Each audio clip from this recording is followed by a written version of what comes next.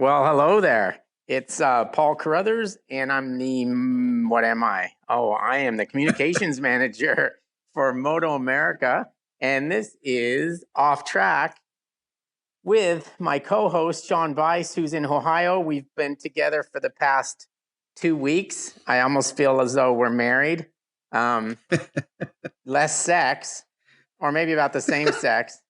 But anyways, Sean, I bet it felt good to get home after 2 weeks. We had the season openers at beautiful Michelin Raceway Road, Atlanta, and then we followed that up with a quick trip to Circuit of the Americas, where we joined MotoGP.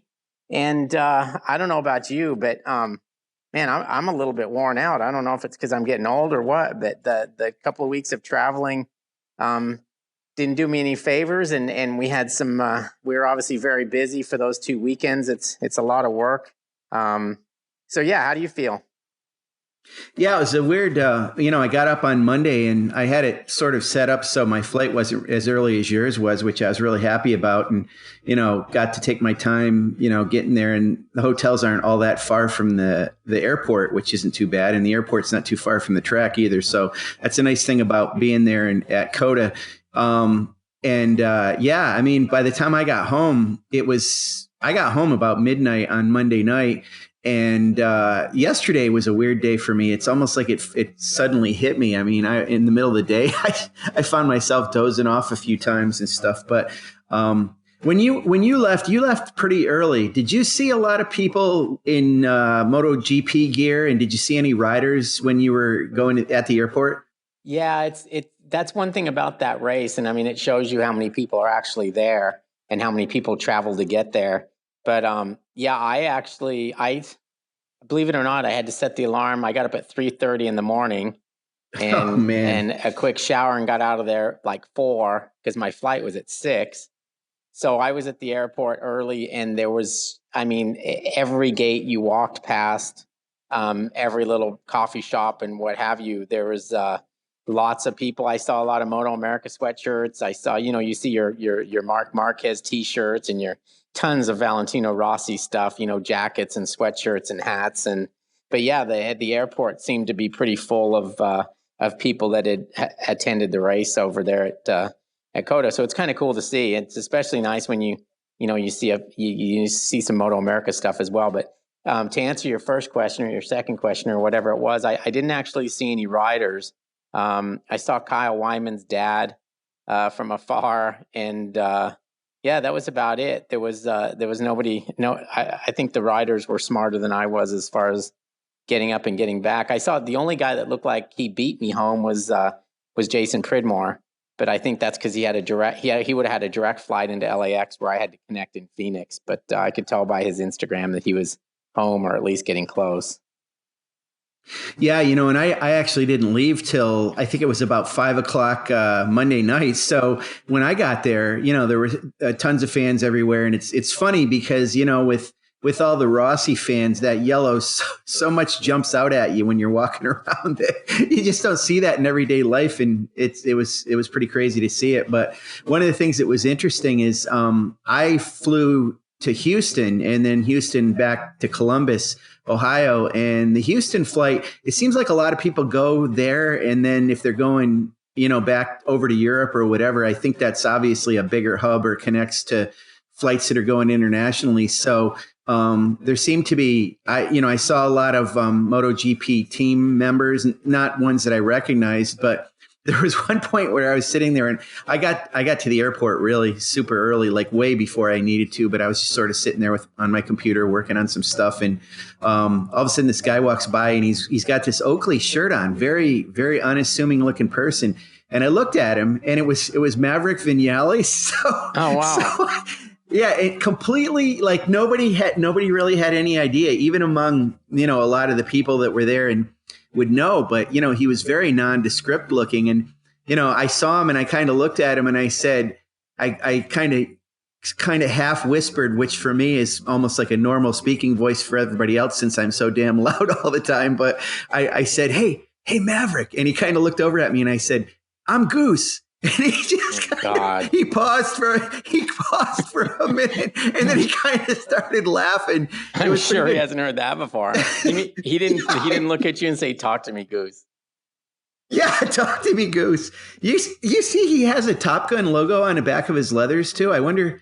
Yeah, I think that was fair. I think that might have been new for this one. I wonder if, I was thinking, of course, in the business that we're in, we're always thinking about, brands and what we can use and what we can't use. I wonder if he's got some kind of, rights to use that, because I think that brand is whoever the producer, the production company, whether it was Universal Pictures or whatever. But it kind of occurred to me, it's exactly like that one, which that logo looks so dated at this point, But I'm sure it was kind of cool. Probably he did. And somebody told me later on in the day that apparently Lorenzo was walking around quite a bit. And somebody else said that they tried to get among that huge mass of people to try to get an autograph from Rossi. And, they happened to be in the airport and he was all by himself. So they walked up to him and got their autograph they needed and talked to him for a little bit. So sometimes the best way to get what you need from those riders is, I guess, be at the airport, because they seem to walk around, and it's certainly not like the way things are for them in Europe. But boy, there were a lot of crowds around each of those the pit or the garage areas for sure when we were walking back and forth to media. It's a crazy sight to see that. Yeah, it's funny. They'll just sit there for God knows how long, and maybe to get a glimpse of Rossi or somebody like that. Yeah, they could come over. They could come over to our place and have lunch with somebody by the time they did that. Our guys are so, our paddock's so open and free, and obviously our guys aren't as big as stars as those guys are, and our series isn't as big as those guys are. But it sure must be refreshing as a fan to MotoAmerica to just be able to, you can walk up to any of our trucks and awnings and stuff, and you're 10, 15 feet away from guys, pulling motors apart and working on bikes, and the riders are always friendly and come up to the outside there and talk to any fan that wants to talk to them. So it's kind of a cool thing we have going on there. But there's something to be said, I guess, for that exclusivity thing. It's like going to a club and wanting to be on the other side of the velvet rope. I think a lot of people just, must think, oh man, it's got to be really cool because I can't get there, kind of a thing. So it's different. Right. Yeah.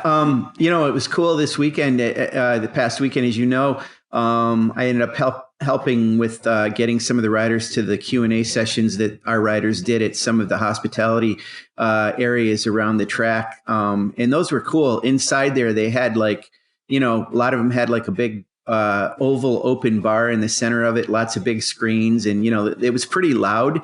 But when we went in there, the fans were pretty attentive. I kind of, raised my voice and said, hey, everybody, we've got a couple riders from MotoAmerica here. And, they were pretty knowledgeable. I mean, some of it was either right before or right after a qualifying session or a practice session for MotoGP. So they were pretty attentive, though. I mean, you can definitely see that, they do know who our riders are, and even asking some of the fans to ask, for any questions for the riders. They seem to be pretty knowledgeable at this point, which is nice. I mean, it's great that people go there for, and get our series and actually know what's going on with it as well. I felt that kind of the whole weekend. It was nice.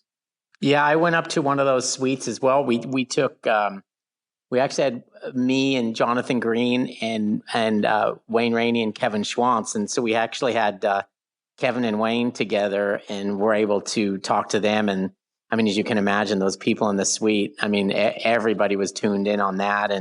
And you could tell it was something really enjoyable. Those two guys were really good. They had good stories, and it was kind of funny because they would say, oh, that's not how I remember it. No, well, that's not how I remember it. Obviously each guy wants to remember it, the ones that he won and not the ones that he lost. But it was kind of cool. I got a chance to tell him, a Schwantz Rainey story from back in the day when I used to cover the series for Cycle News. So it was kind of cool. And then, obviously they had a few stories to tell, and you could tell the people really liked having them there and those two guys together, because they're both legends, and their rivalry, it was just so real. There's a lot of rivalries that are kind of fabricated by the media or whatever. But I mean, that one was, I can attest to the fact that they definitely didn't like each other. But it's good to see them now together and friendly, and they're never going to be best of friends, but I think they share a mutual respect for each other and what each other accomplished and how tough of competitors they were for each other. So it was kind of a cool thing to have those guys together like that. Yeah, that was great. Now tell for the listeners, Paul, you got to tell the story that you shared in that presentation. Oh, well, it was kind of to illustrate just how serious that rivalry was. But as I explained to those people that day, when I was with Cycle News, it was like I really liked both of those guys, and I still do. Obviously, one of them is my boss, but the other one's always been a good friend. And when I would be talking to Kevin, I'd always be looking around to see if Wayne was watching me talk to Kevin, and vice versa. Because I didn't want to get stink eye from either one of them, or one of them to think that I liked the other one more. But we were actually at Brainerd in Minnesota, and Kevin had a big crash in turn one, which is really fast. It's probably flat out on a GSXR at that point in time. If not flat out, just a hair off flat out. But he had a big crash, and he came out of that like limping and stuff like that. So I basically, we were supposed to play tennis that night at the hotel that afternoon. So I said, we won't be playing tennis today, right? And he goes, no, we're playing. And I said, well, why? And he goes, Wayne's room's right there by the tennis court, and I want him to see me playing tennis so that he doesn't think I'm hurt. I'm like, oh, okay. I'm like, you guys are freaks. So there we went and played tennis, and he ran around as gingerly as he could, and then when we got done, he went back to his limping thing when he knew he was out of sight of Wayne's room. And Wayne's comment was, yeah, I looked out the window. I just thought all I could see was a couple of guys that didn't know how to play tennis very good. So I thought that. I was going to ask you, do you recall if you were, going easy on Kevin, or were you thinking, here's my chance to really, beat him? I mean, what was your thought process when you were playing with him when he was hurt like that? I was just like, why are we doing this? And I think we just kind of hit the ball for a bit. I think even he, we probably ended a bit sooner than we normally would have, but I think he made his point that he was able to do it, and we moved on. So yeah, but he's a pretty good athlete, and I played a lot of tennis when I was younger, and so did he. So he knows his way around a court. That's cool. So speaking of rivalries, of course, this thing with Cameron and Tony, which, got heated a couple of years ago, but since then has been, well, last year it was too, I guess, at MotoAmerica. But, that Saturday Superbike race at COTA, there was some close passing, and it was pretty gnarly there for a little bit. But, they were all sweetness and light after that. They seemed pretty happy with each other. Did you suspect that there was any? It was tough passing at the last part of that race, didn't you think? Yeah, I think there was, I think that's just how it's going to be. Yeah. You've got, we'll shoot at Atlanta, we had 6 guys in the front group. And I think that, a lot of races this year are going to come down to, those last lap passes that are, somebody's going to think they're a little bit rough. And, I think when people are so evenly matched like that, it's kind of like Supercross, it's like those block passes and things like that. That's how you make things happen. And I think in our series, it's going to be a little bit of the same. And I think you're going to see, as chummy as everybody is now, when push comes to shove, I think we're going to start to see some people, get their feelings hurt or what have you. And it's not always going to be as peachy as it is now. I think those rivalries are going to intensify as we move forward. And shoot, that's the best thing we could hope for, because that's what people want to see. People want to see hard racing, and they don't necessarily they don't care how good of friends they are after. They want to see what everybody's got. And so I do think I think it's great that they're chummy, and I think for the most part they'll stay chummy. But I also think we're going to have periods throughout the season where there's going to be a couple of guys mad at each other. So we'll see where it goes. Yeah. And man, what a weekend at COTA for Suzuki, not only with Rins winning that MotoGP, but, obviously with Tony and Josh, and for Josh to already win a Superbike race for that Yoshimura factory Suzuki team this soon already in the season is pretty amazing. And I'm sure you saw the photos or a photo of Tony with Josh Herrin on his shoulders. Yeah.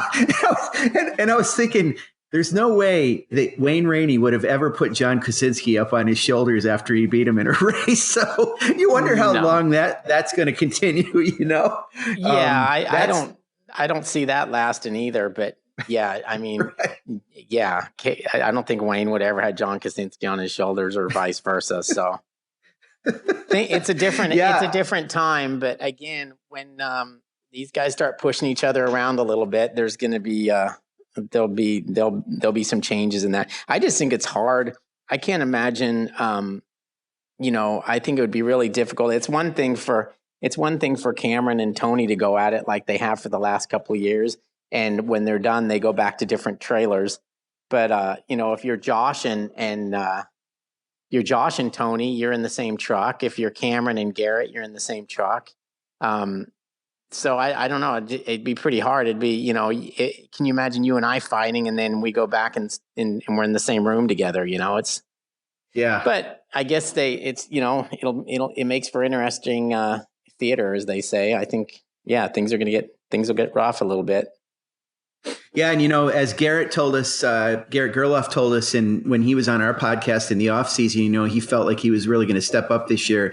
And he certainly has. And it's an interesting dynamic because in the past, Yamaha's always had a hospitality trailer and then kind of the team trailer where the technicians and everything work out of, but there's a lounge in the front of each of those trailers. So it was always, when it was Cameron and Josh Hayes, they were in separate trucks. Now that it's Garrett and Cameron, last year they were in separate trucks, but this year they only have the one truck and they're both changing and hanging out in the same lounge. So it's good. That'll be interesting as the season goes on with that. Like you say about, having to be in the same room with somebody, they're definitely going to have to do that. And they've always gotten along really well. I mean, they're in some ways similar people, similar riders, both good guys and everything, but they both have a simmering intensity within them. I know that. So between those two and then, between Herrin and Elias and, between all four of them, it's going to be interesting as the season goes on to see what happens. That's for sure. Yeah. I mean, everybody gets along until they don't, you know what I mean? And yeah, exactly. And those are small quarters that those guys hang out in.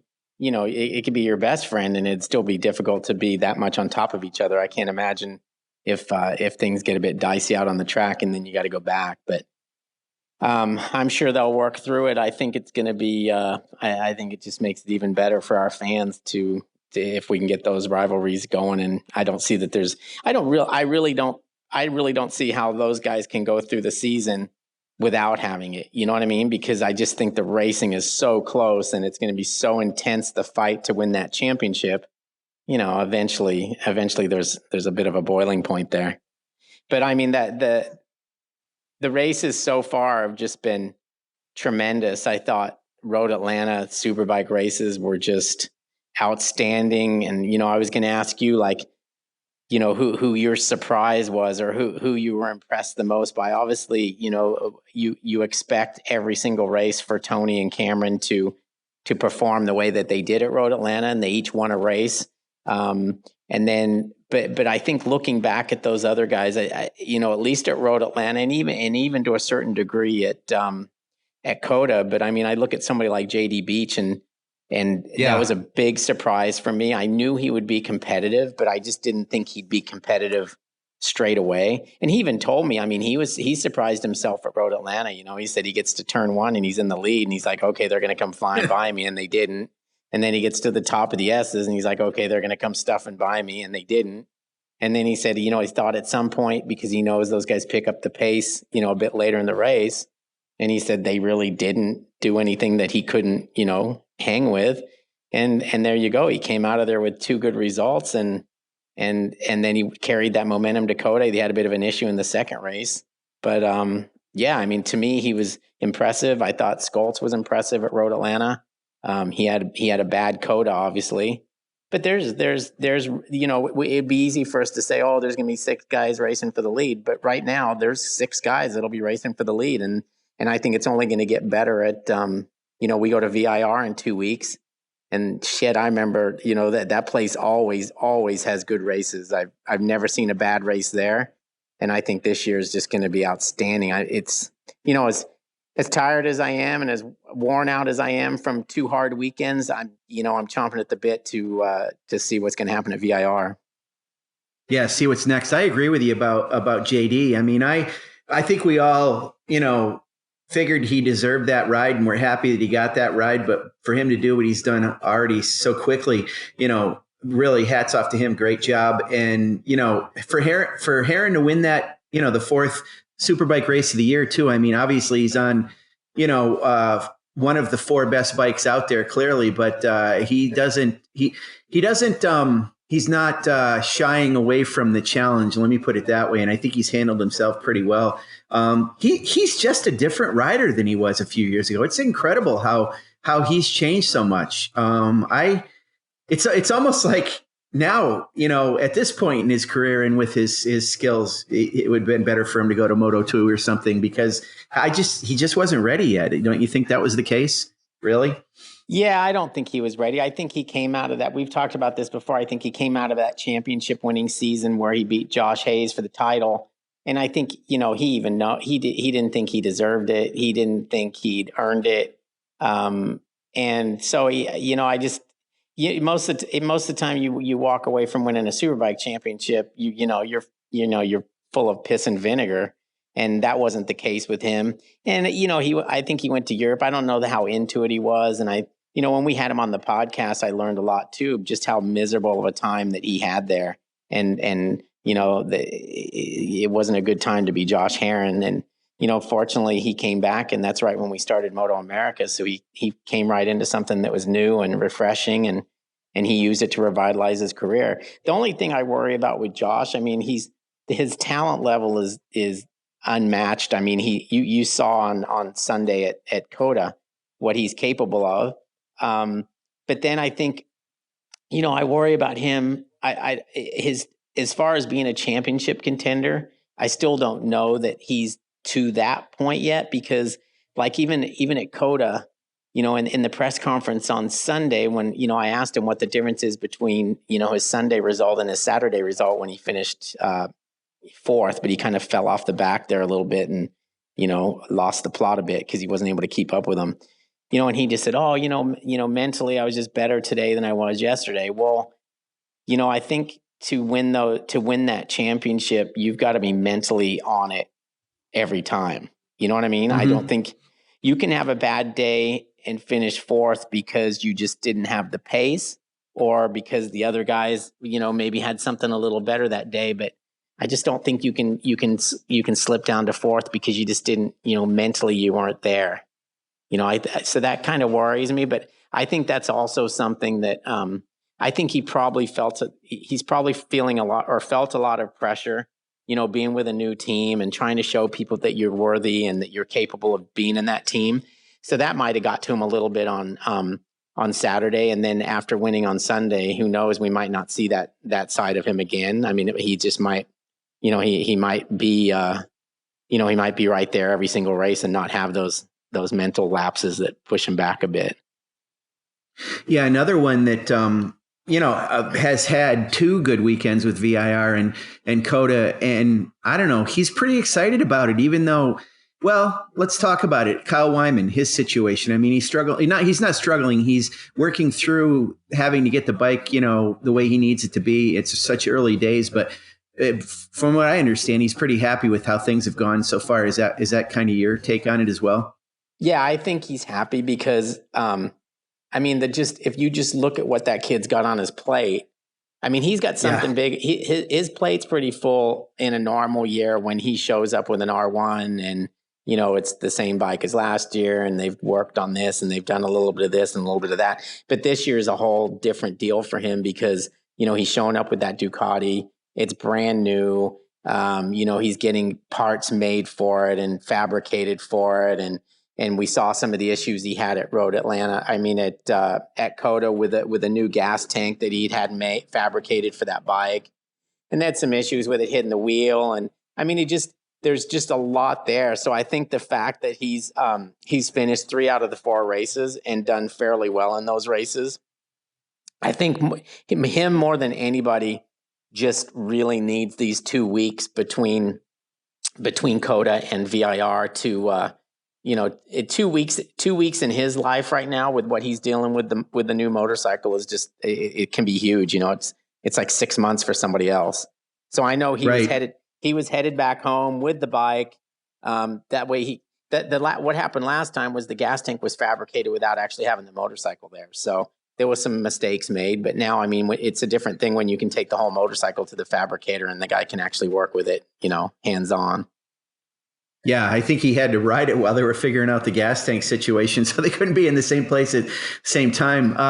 Another one, really, really quite a bummer about Jake Gagne. I mean, he was looking like he was coming back, and he had, man, his bike was like 193 at COTA. That bike's super fast, and it's just a shame that he had that mistake and went down. And it looked like he didn't, really, he kind of protected his leg, but I guess he tumbled at the end. And I think you talked to him, Paul, didn't you? And he said he hurt it. So it's just unfortunate for him to have that happen because he was looking strong.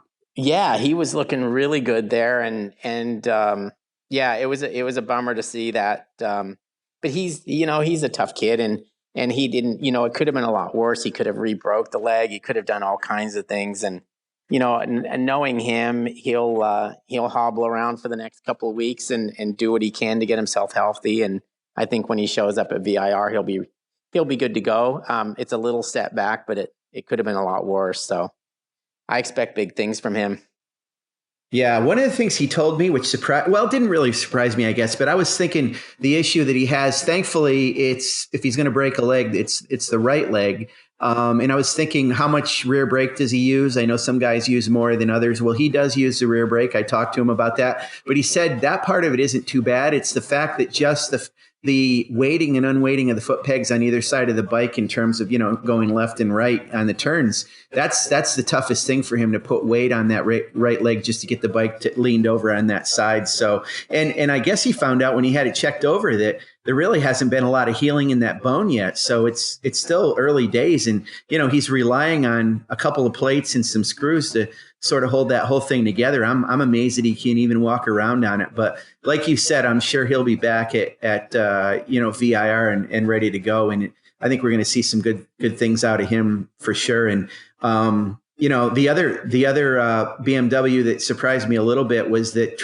Kyle Wyman's brother, Travis, wanted to get a top 10 and on essentially a little bit more than more closer to Superbike than Stock 1000, but not a complete Superbike in terms of electronics. He wanted to finish inside the top 10, and he absolutely did that on Sunday. So, we'll have to see what he does, whether he's, going to come up to Superbike next year or not. But I think he feels pretty good, and he feels the same way about that BMW, that it's, it's a great bike and a good platform for him. So good on him as well.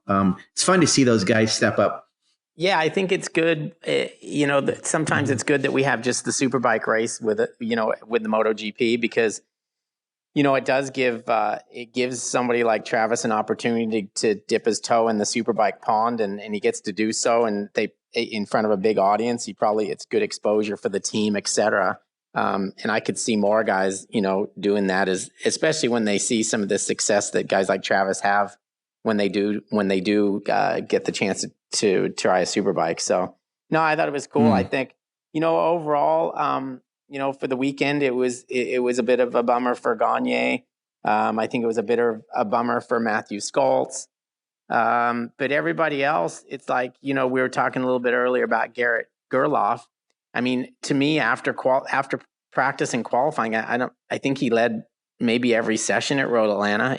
If he didn't, he was close to doing that. Qualified on pole for the first time, which I know was one of his goals last year that he didn't reach. And going into those 2 races, I'm like, he might be able to actually get away from these guys. And I think he had that kind of pace. I even think, his rivals in the class probably kind of thought the same thing, that he was going to be the guy to beat. And obviously he made a bit of a mistake down there and crashed. And then the second race was just, that's just some fluke, stupid, bad luck. So he basically would like to write that race off of off of his deal there and move forward. But he's going to creep up in the standings. The problem is you're a guy like Garrett Gerloff, and we're 4 races in, and he's 54 points behind. And there's actually Right. Cameron's only 13 points behind Tony, which for Cameron's a good start to his season because normally normally that first race or two aren't so good for him, or they haven't been of late. Right. But he's only 13 points down, but then you get to Herron in third, and he's already 41. But I think the thing we're going to see that's going to be helpful to somebody like Garrett or Herron and Skoltz and these guys and JD that are already a little bit behind in the points is the fact that since there are 6 or 7 guys capable of running at the front, it means on an off weekend, somebody like Cameron or Tony could finish 5th, 6th, or 7th. So there is an opportunity to gain a bunch of points every time you line up. Yeah, and I mean Cameron, being 13 points behind, that's in the quote Tony Elias era of MotoAmerica. That's the closest he's been to Tony or to first place going into VIR since Tony's been racing in the series. So all things considered, he's in a lot better shape than he's been in the past. I have to say, for Garrett and also Matthew Skoltz, they both put in some hero rides. I mean, that situation with Garrett where he had some issues with his bike and he had to start behind the pace car, or however that back at the back of the field after being behind the pace car when they went out, and he got all the way up as far as he did in the race was pretty impressive. I mean, he basically went through with the entire field except for the factory guys. And then, in that first race, Skoltz ran off the track and crashed in this, it was either the second or third lap early on in the race. I've never seen anybody low side the bike and crash and get back on it and take off faster than Matthew Skoltz did. The corner workers were running at top speed to come over and help him. And he already got the bike up and took off before they could make it there. So, and, for him to get 7th, I believe it was just, salvaged as much as he could. So, those guys are certainly doing what they can. They've just had a little bit of bad luck to start. But as you say, I mean, things may happen to these other riders, at some of the other rounds and things, especially if, the guys start mixing it up a little bit. So, I mean, it's great drama and it's a great series. There's no doubt about it. I had to crack up when I was watching it. I think you might've been watching down, on pit road and everything, but just sitting in the media center when Tony when he ultimately won on Saturday, almost all of the media people who were clearly the MotoGP media people were kind of cheering and clapping for Tony. Well, he is one of their guys. There's no doubt about it. And I'm sure there's a fair number of Spanish journalists in that room too. But the thing that I went away from that with was the fact that entire room was paying attention to our series. And sometimes, without the sound on, those guys just kind of have their heads down and they're working on their own things. So I think we're getting noticed for sure, which is real cool for this series. Yeah, without a doubt. I mean, and those people, if they didn't pay attention to us before, they definitely started paying attention when Tony came over, because like you said, he's one of them. He's got so many friends in that paddock because he was a part of it for so long. When he pulled into Parc Fermé after winning on Saturday, there was a whole team of of mechanics and team personnel, waiting for him to come back. I didn't notice whether maybe it was a team that he's ridden for before or whatever, but they were all waiting for him when he pulled in, and he ran over there and was hugging them and stuff. So he's in his element there. And I think we saw that right away when he came to the championship. I don't think there was a better place for him to start than when we started at COTA his first year. And he had all those people. I think he drew strength and speed and energy and all that from that crowd. I think his whole MotoGP career started with such a bang, and I think a lot of it was because we went to COTA first. Maybe if we'd have gone to VIR or New Jersey or something for our first race, he might not have gotten off to that great of a start, and in turn it might not have carried over to what he's been able to do here, or it might have taken him longer. So yeah, I think COTA is something he obviously feels comfortable there, and like I said, he's got a lot of friends there, and it's kind of his place. I mean, that's only the second time he's lost there since he started racing here, and as you can tell, it's not like he loses by a lot. When he loses, he's right there. So hats off to him. He's good there. Yeah. You know, speaking of foreign riders, you probably saw this, but we haven't talked about it. Over the weekend, it looked to me like, well, I think there was an AFM race going on out west. And did you see the photos of Valentin DeBeese on a Graves Kawasaki over the weekend? Did you see Yeah. that, Yeah, Paul? I did. I saw So some of his Instagram on that. Hey, it just goes to show you never know. Seriously, like if Graves needs a guy to test the bike or ride the bike or whatever he wants to do, I mean, there's no better guy to throw on it than that guy. I mean, if seriously, if they decided they wanted to come do a super sport race here and there, he'd be competitive. So it was pretty smart. It gave him a chance to come ride the thing, and maybe he gets to know these guys a little bit better, and they get to know him, and who knows what it could lead to.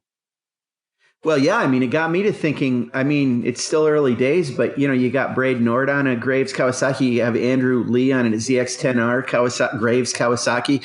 I mean, maybe I haven't seen the entry list yet for VIR, but I mean, I guess we won't be surprised if Valentin DeBeese shows up and is in the Super Sport entry list for, if not VIR, maybe down the road a little bit. But yeah, I mean, they got a good one if that's going to happen. But it was kind of surprising for him because as we know, and most people know, or a lot of them do, he's a test rider, right, for Michelin and has a job, but I guess he loves MotoAmerica and wants to be in it. So maybe he can talk Chuck and those guys to let him race in our series coming up. That'd be nice to see. Yeah, it would be nice even if it was just a race here or a race there that didn't conflict with his deal that he's got going on in Europe. But yeah, he's a good dude, and he's a hell of a racer, and our series is better with him than it is without him. So I'd like him to come back if he could. Mm-hmm. So Paul, one of the things I want to ask you, we're getting towards the end of running out of time. I thought we'd be able to get into all the classes, but boy, we did a solid 30 minutes on Superbike. But one of the things I wanted to ask you about, or have us talk about a little bit, is how this thing's going with the TV, and things that we're finding out along the way. The little bit of a surprise that we had at COTA, and how that all worked out, and just we're a pretty transparent racing organization, and I know we aim to please. I've seen you personally dealing one-on-one with customers that have questions or things that they want to get worked out on something. I know that the partners, are very responsive, and this, which is the reason why we've got the TV options we've got so far. But let's talk a little bit about the situation with Live Plus, just because some people probably wondered what happened there, and can you talk about that a little bit? Well, I guess what happened on Saturday was, the bottom line was, we weren't given enough bandwidth by the track to make our MotoAmerica Live Plus work. It was, I think we found out late in the game that we had an issue, and obviously too late to fix it. We were able to fix it for Sunday's race, and we didn't have the issue again. And I think it's one of those things that it happened, and it was a bummer. I mean, there's nobody that wants that to work better than what we at MotoAmerica want, how we at MotoAmerica want it to work. I mean, it was very disappointing not to have it. And obviously, we feel right away, our fans are our customers, and people that had purchased MotoAmerica Live Plus are our customers. And, the customer's always right. And we want those guys to be happy, those girls to be happy, and and they weren't. There was a lot of disappointment there, and we fielded a lot of questions and a lot of complaints. But it's funny because I think our fans are such good fans. They want the best for us, and they know that stuff like this can happen. And every single one of them that I corresponded with, by the time I was finished with them, they were like, hey, it's almost like they feel bad for complaining, because they know, for starters, I think most people aren't expecting to get a call back or even a return to their message when they have complaints. But and to just reaching back out to them and letting them, and apologizing to them, and saying, hey, it was messed up, and whether it was our fault or it wasn't our fault. In this case, it wasn't. But the bottom line is, it's still us, and we've got to make things right. And I think, I was Yeah, I was impressed with I was impressed with their reaction when when we get back in touch with them and make things work. I had somebody call me or called the office yesterday morning, and I returned their call, and they didn't answer, but I left a message, and then the individual called me back last night, and we talked on the phone, and he was like, he just could not believe that somebody from MotoAmerica had actually returning his phone call and wanted to talk to him about his issues. So I think it's just a matter of of thinking of these guys and realizing that they spent some money and realizing that it didn't work for them. I mean, I know I get frustrated, when I'm watching certain things and the streaming doesn't work or something's not right. You get upset because you're a fan and you want to watch it. I mean, the bottom line is Right. the bottom line is you want to watch motorcycles go around the track because that's what makes you, that's what makes you sign up for the thing. So it was a bit of a bummer, but you know what? We got it resolved. I'm very confident in it. And like from Atlanta, watching it, it's, I don't know. I'm just pumped when I can sit there and I'm seeing our races on my phone, whether I'm walking around the paddock or I'm in the media center or something. It's just, I mean, I can look up at the monitor and see the same thing, but there's nothing like going, oh man, I'm holding this thing in my hand and all of our fans, no matter where they are able to watch this. I mean, I just think it's so freaking cool. And yeah, it was a bummer that we had a glitch, but you know what? I mean, it was bound to happen at some point. When you're trying something new, you're going to run into an issue here and there. And I think, we got it out of our system, and hopefully, I'm confident that going forward, everything's going to be okay. But yeah, all you can do, I learned a long time ago, like being at Cycle News and stuff, all you can do is say, hey, yeah, we screwed up and we're sorry about it. And off we go. And I think most people are receptive to that.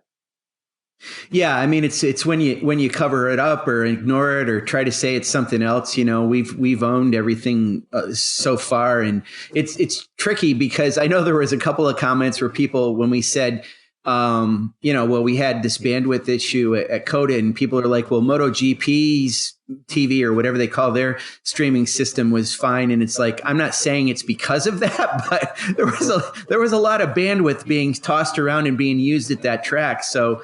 And when we go to each track, I'm sure it's something that we're going to even be double down on, making sure that everything, connectivity is where it should be, for the rest of the season and onward and upward. But, man, there's so many options though, not only with the broadcast, but, there's the video on demand with Live Plus, and then there's re-airs. So, it's great that if you, like for instance, we didn't have it live, but we had that video on demand of that race on Live Plus pretty soon after that. And I think we responded pretty quickly with that as well. So I was very proud of what we were able to do amidst that, chaotic situation, to put it lightly, I guess. So. Yeah. And I mean, it's seriously like, I know, because we're doing these tune-in alerts and stuff, and it's like, oh my God, I cannot believe how much MotoAmerica is on TV at this point. I think there's rewind shows and there's replays of the rewind shows, and there's, we've got the NBC show and we've got the Fox Sports 2, and then we've got the MotoAmerica Live Plus. And it's really exciting, and it's awesome. And I'm happy to be a part of it, because it's just a good time to be a road racing fan in this country, because there's just a lot of TV. I mean, you're talking to a guy that, I remember, I mean, I'd be pumped because Wide World of Sports would have, super bikers, or they'd have a US motocross Grand Prix or something. But I mean, to where we are now, where we actually, we can throw a fit if it's not showing up on our phone, while the race is going on live, and we're in another country or something. I mean, it's amazing how far we've come with that, but it's a good time to be doing this, and we can bring MotoAmerica to a hell of a lot of people now, and that's a pretty cool thing. Now, one thing I wanted to ask you, Paul, you were in the booth with Jonathan Green, so the PA announcement stuff that you did, was that on MotoAmerica Live Plus? Did our listeners and viewers get to hear the golden tones of Paul Carruthers? God, I hope not. Actually, no. I believe I think that could be the case at some of the races. It might be a PA feed or whatever, but I believe at that one it was Greg and Jason. Okay. doing the call, so they didn't have to. The only people that had to listen to me were the people in attendance. But I had a good time. It was fun. Jonathan Green's a good guy. He makes you feel comfortable, and he, he knows what he's talking about, and he's got that British thing going for him. So I just kind of went along for the ride. Well, you got that Australian thing going for you, so yeah. It's working its magic. I'm glad you. I was going through the photos that our Brian J. Nelson, our photographer, took, and I had seen that one of you and your dad, and I was like, I had such a good time talking to your dad and driving you crazy at the same time, asking him all kinds of questions. And that guy is, as you've put it before, that guy is a stud. He's a world champion. And man, he's got it going on. 81 years old, and he just was walking around that paddock talking to everybody, and a lot of people came up to him and knew who he was, and it was really cool to see and spend the weekend around him. That was fun. Yeah, I was talking to my mom yesterday, actually last night, and she was like, "Oh my God, he had the best weekend. He won't shut up talking about it," which you can imagine. But he really did. I mean, he had a great time, and he was accepted there. It's funny because I think when we went there, he's like, "Oh, no one's going to remember me or whatever." Well, that changed like the first time he walked through the MotoAmerica pit, because there's so many people in that still work there that he knows. I mean, there's crew chiefs in the paddock that used to be maybe junior mechanics with him when he worked on Agostini's team, and with Kenny and Eddie and those guys. And so he just knows so many people in the paddock, and it's good that there's still a lot of those people are still there, and even people it was just good. He really likes to look at the motorcycles, and he can't believe how far they've come, and he got to go, look at the Honda. He got to hang out with Jack Miller. He got to look at the Ducati. He obviously could go in the Yamaha garage. So he did. He had a nice fill of MotoGP, which was cool. And believe it or not, that's his first MotoAmerica race. So he was, he was impressed. I think we surprised him with our setup, with our semis and our hospitality. And I think that took him by surprise. I don't think he thought we were as big as we are. So that was cool too. That's really cool. That's great to hear.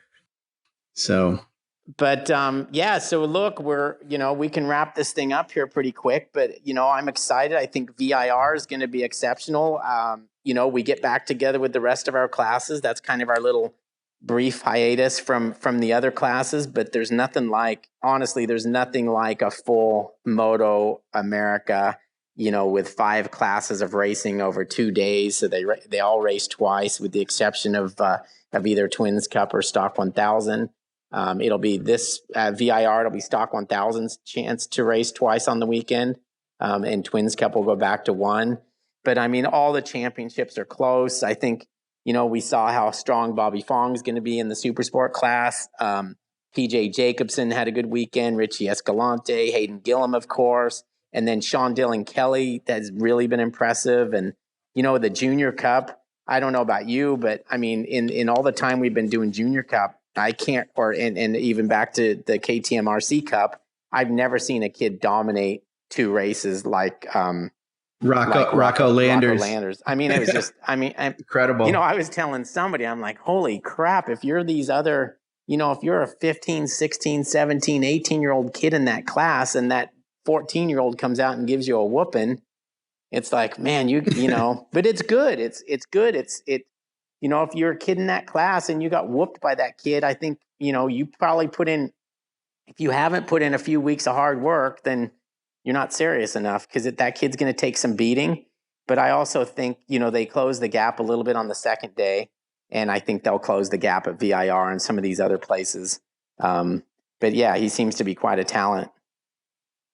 Yeah, and I mean, I think Michael Barnes had said he's going to be at VIR. Didn't he say that, or he was hoping he was going to be, to see about Twins Cup and whether? Yeah, I think he said VIR, but he wasn't sure beyond that. But right. I mean, rarely does somebody come in and win 2 races, and then go to another place where he could potentially win a race or 2 again and leave without coming back. I mean, somebody's going to step to the table to make sure that the guy who's leading the championship is able to continue in the championship, I would think, Yeah. Yeah, I think so. It'll be interesting to see when we get there, though. But like you say, I mean, having all of our classes back and our own weekend and everything, as cool as it is to be with MotoGP, it's great. It'll be great to get back with our group and see all our other classes and riders. It'll be fun for sure. So looking And forward to that. I also think, I think if you look at it historically, I think our championship really starts to gather momentum as far as, as far as the riders go and the teams go. I think when we get to VIR, it starts to get a little more real. Not that the other ones weren't Mm. real, but it's just like, hey, this is we're in our third event, and if you're going to step up, you need to step up now. Yeah, that's right. The first two are so quick. I mean, man, before you know it, 2 of the 10 rounds are already done. It's incredible. So yeah, it'll really having this little bit of a break off and then going into the, next part of the season is going to be really cool. Yeah, it gives everybody a little time, including us, to make some corrections and fix what they were doing wrong, and get a little more time to work on their bikes and maybe work on themselves and get themselves fired up. And yeah, off to VIR we go. And I mean, that's a wonderful racetrack. I just love the feel of being at that place. It's just got a lot of soul, I think. It does. The media center's in a big barn, and the tech garage is a big barn, and the snack bars are barn. It's just a really, really cool spot. And I think, we get a lot of campers there, and yeah, it's one of those places where you can just tell everybody's having a good time. So hopefully we get a lot of That's people right. out, and the more people, the more fun we have. So I hope a lot of them come out and support us, and I think they'd be impressed with what they'll see. Absolutely. Yeah. Paul, I got to tell you that for these podcasts, I feel much more comfortable when we do these ones where it's just audio and not video. I do not have a face or the rest of myself for video. That's for sure. So I'm glad to be just talking into this mic. No, you probably have the perfect face for radio. And I mean that with all the love in my heart, but you know what I mean? It's just like, but I tend to agree with you. I mean, when I sit there and that video is on, I do. I just forget that it's even there. I hope I don't pick my nose or anything, but it's like, you just kind of have to tune it out. And, yeah, but anyway, yeah, I don't mind being in a room without the cameras on me for this. So it's turned out well. That's right. It's kind of nice. Thanks for joining me. Get some rest, and we'll regroup here. Well, we'll have a podcast next week, and we'll drag a guest along. I thought this time would be kind of cool to just catch up and see what we thought about those first 2 opening rounds and move on. But thanks to all the people that continue to listen to the podcast. It's really nice when at the first 2 races, I've just had random people come up to me and tell me that they listen to it and that they like it, and that to me makes it definitely worth the time and effort we put into doing it. So, yeah, and I thank you, Sean, too, of your efforts on this. And I think people like it, and that's what we wanted. So continue to listen whatever platform you choose to listen to it on. And we'll have this one available Saturday morning. We'll go back to that schedule, and the races, we'll get them done a little quicker and get some guests on there, et cetera, et cetera. So have a good day. That's great. And we'll You chat as well. with you. We'll chat with you next week, Sean. So thanks again. All right. Sounds good. Thanks, Paul. Talk to you later.